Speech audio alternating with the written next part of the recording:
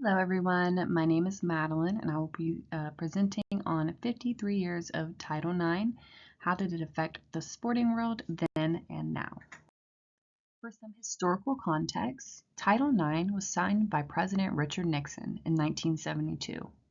It was all a part of a greater string of amendments called the Education Amendments. It was designed to combat gender inequality in school sports and education. Some key provisions include that it prohibits sex-based discrimination in all education programs that receive federal funding. It also extends beyond sports and includes things like STEM courses, dress codes and how they affect students, and protections against sexual violence. Expanded opportunities for women in male-dominated sports has been a great impact from Title IX. It's established a non-discriminatory framework for federally funded institutions, giving women more opportunities. There are also some current challenges. Persistent underfunding and resource shortages in women's sports programs continues to be a problem. Increased administrative pressure on schools for compliance also can affect budgets. There are ongoing debates on sexual harassment definitions and evolving gender norms and what that means for these institutions. Unresolved issues regarding protections for transgender individuals or those who are non-binary continue to be an issue when interpreting Title IX. So some current issues surrounding Title IX could include things like that men's sports have dominated funding and media attention for decades, leaving women's sports underrepresented and undervalued. Sponsors typically invest in men's sports due to higher TV ratings and greater audience engagement. Stereotypes portraying women's sports as less exciting or competitive reduce public support, making sponsorships less attractive. In 2024, the most viewed women's college basketball game drew nearly 18.7 million viewers, and it generated significant buzz on social media and television. As women's sports continue to grow in popularity, increasing viewership and public support will likely lead to improved funding and better sponsorship deals. There are also a lot of pressures on administration staff to uphold Title IX standards to protect students and faculty from discrimination and harassment. They must ensure extensive reporting and documentation to confirm proper procedures are being followed. Administration could also face potential resource strain due to budget reallocations, which may impact funding for male-dominated sports and other programs. Administration also must navigate the recent debates and interpretations of Title IX requirements. They could often risk legal, financial, and reputational issues if compliance is mishandled. Who is actually represented by Title IX?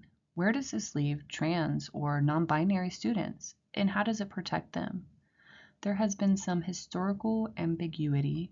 Over the past 53 years, Title IX has been interpreted in various ways, creating much confusion about who is protected and how.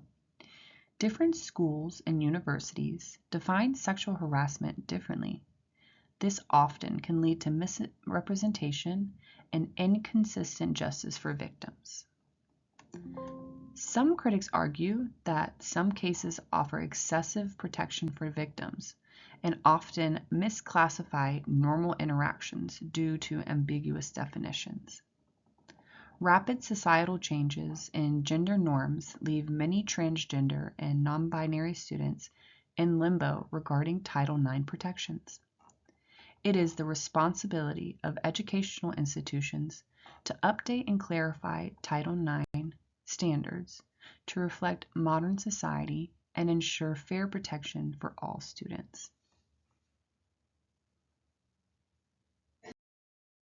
So in a recent legal ruling, a few days before Donald Trump's 2025 inauguration, a U.S. district judge reversed President Joe Biden's revision to Title IX.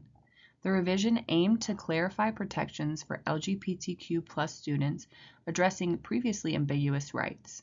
The ruling reaffirms more defined protections for LGBTQ+ students, recognizing that transgender and non-binary students face disproportionate bullying and harassment, as noted in an article by GLAAD. Conservative critics argue the revisions were unfair, claiming they would only protect transgender students in women's sports. Although the ruling does not explicitly address sports participation, it implies that individuals should be treated as the gender they identify with, which is a super controversial stand to take. This decision highlights the ongoing debate over gender identity in education and athletics, and its impact on ensuring safety and fairness for all students. There are several key impacts on marketing in the sporting industry. Marketers must adapt. The world is ever-changing. As social norms continue to change, the way that Title IX and women in sports are interpreted can change. There are more themes of women empowerment that the target market would like to see, but issues still remain, like a lack of attention in women's sports. Title IX has driven a surge in viewership for women's sports, compelling sponsors and brands to adapt their marketing strategies. Modern campaigns now emphasize women's empowerment, a key theme that resonates with a broader, more diverse audience. Sports marketers are tasked with developing strategies that build trust with the target market, increasingly focus on gender equality.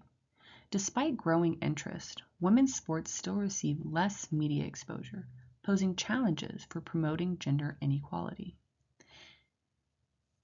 Innovative advocacy campaigns are essential to raise awareness and drive change in how women's sports are marketed. Marketers must look at these changes and even use data-driven tools to help them adjust their marketing plans. Through an integrated marketing plan, marketers within the sporting industry can leverage content channel consumption and convergence to help better target their market. Implementing a well-researched and integrated marketing plan to combat challenges in the sporting industry is crucial. Curated content showcases heartfelt and compelling stories of women's athletes, highlighting progress made through Title IX. This can spark conversation about why women's sports matter. There also can be inclusive messaging, featuring maybe a transgender athlete to advocate for modern social norms and push for legal revisions, underscoring the evaluation of the industry. There should also be a use of multi-channel distribution. Leveraging channels such as TikTok and Instagram, as well as major sports networks to reach a large and diverse audience is important. Maximum exposure with clear and concise messaging is key here. This reaches fans where they consume content, quick shareable clips that drive engagement. We should focus on short, easily consumable content that aligns with modern viewing habits, ensuring that messages remain accessible and interesting. There also should be integration of messaging across all channels for a unified campaign that celebrates women in sports and advocates for necessary industry changes. We have seen an influx of increased sports marketing for women's sports as women's basketball becomes more popular, women's soccer, and we have definitely come a long way since 53 years ago when Title IX was first introduced by Richard Nixon. In conclusion, Title IX definitely paved the way for women's representation in sports. However, it is super important that administrators and the education space takes new and adapted versions of Title IX that fit best with a modern society. A lot of parts of the policy are outdated and they don't represent transgender and non-binary students. As Joe Biden was trying to include these students with a revision to Title IX, then the next administration comes in and takes it apart. It's an ongoing debate between conservatives and Democrats about how to interpret Title IX and exactly what it means. Title IX will continue to change. There will continue to be revisions, hopefully for the best interests of the students and faculties who may be affected by sexual harassment or discrimination based upon sex.